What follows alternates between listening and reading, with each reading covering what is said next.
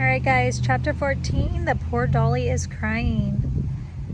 Well, what do you think? Aunt Claire stood with Amy, Luann, and Ellen in front of the porch as the Sells car pulled away. They waved and shouted goodnights until the taillights blinked out of the sight. Around the curve of the stillness of the country night settled around them. A terrific party, Amy said. It was really wonderful, Miss Traylor, Ellen exclaimed. After all, it had my two favorite things in the world, caramel corn and pizza. We had a great time. Was it all you wanted to be, Amy? Asked Aunt Claire as if they turned back to the house. Aunt Claire glanced at Luann, who held a paper napkin filled with the last of the caramel corn. It was perfect, Amy assured her, except for those uncomfortable minutes in the attic. She loved the party. Having Luann there hadn't made a difference at all. Kathy had treated her the way she treated everyone else, and the other girls had followed suit. Aunt Claire had helped too by keeping Luann busy when she threatened to take over the conversation and by giving an occasional signal for her to calm down. When the last dishes were stacked in the sink, Ellen yawned and stretched. I'm really sleepy all of a sudden, she said. I'm going to bed and dream about the blonde man coming into my life. Maybe it won't be the paper boy after all. What's wrong with the paper boy? Amy demanded. She yawned and yawned too. He's 10 years old. The girls went upstairs giggling while Aunt Claire lingered behind to check the doors and turned off the lights. You get up when you want to, she called after them. You know where the breakfast things are, Amy. I'm not going to be in any great hurry to get moving tomorrow. Amy felt as if she might fall asleep on her feet. She undressed quickly, called a last good night to Ellen, was dozing when Luann returned from the bedroom and climbed into the other side of the bed. Good night, Amy. Good night. I like Kathy. She's my friend. She's going to take me to the museum sometime. Amy burrowed into her pillow. I can take you to the museum. I didn't know you wanted to go. Neither did I. Luann's voice started to fade. Kathy says they have dolls in the museum and dollhouses. I love dollhouses. She was asleep, her breathing deep and regular. Amy closed her eyes and tried to match her breathing to Luann's. I'll take her to the library, she thought. We can look for books about dollhouses. And then she was asleep too. The grandfather clock downstairs was striking 2 when Amy woke up. Moonlight flooded the room as it had last Wednesday night when Aunt Claire had come to talk and had scared Amy half to death. What had awakened her this time? She sat up and stared at the door, expecting to see the knob turn again. After a breathless moment, she turned to see Luann was awake too and discovered that the other half of the bed was empty. Luann was gone.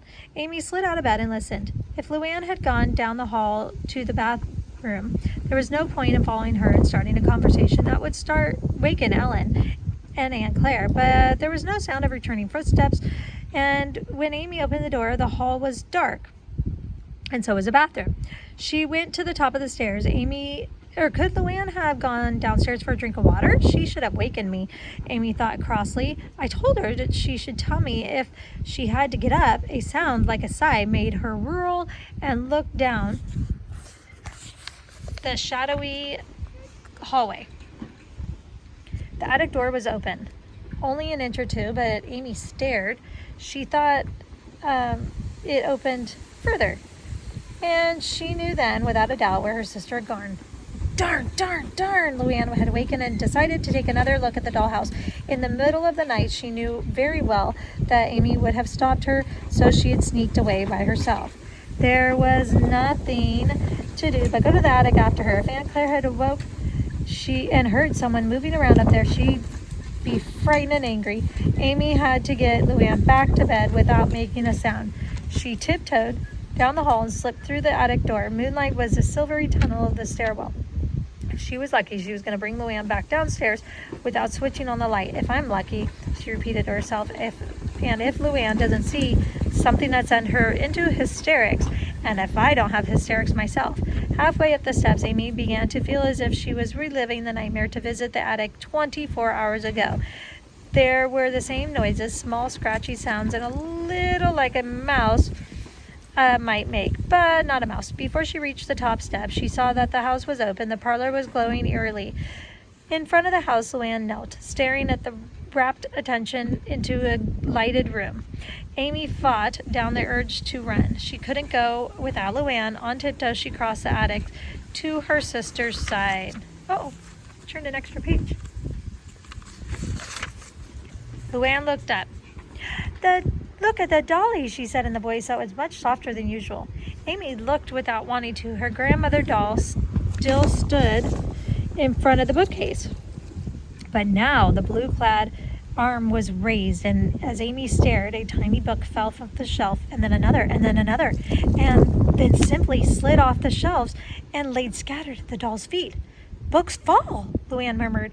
The poor dolly is crying. Amy gasped. A muted weeping had begun, a sound in despairing that had made her want to cry herself. That's not the doll crying, Amy whispered hoarsely. Don't be silly. But sobs were coming from the dollhouse parlor. Luann, get up!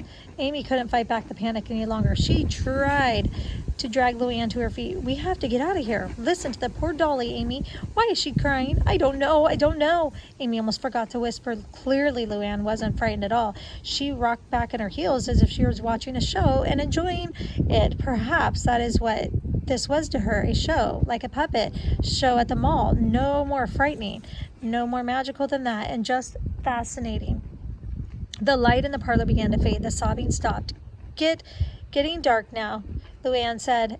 Why, Amy? I said, I don't know. I don't know anything. This time,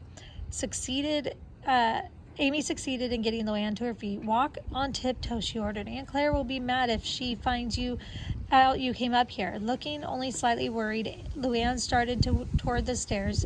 Amy lingered a moment in front of the dark and silent house. Her heart pounded. The house was telling her something. In spite of her terror, she knew that. But what is it? Would she ever know? With trembling fingers, she closed and covered the house.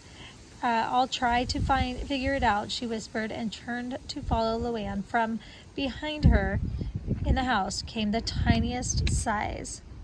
All right, guys, what do you think she's trying to figure? What do you think that dollhouse is trying to tell Amy?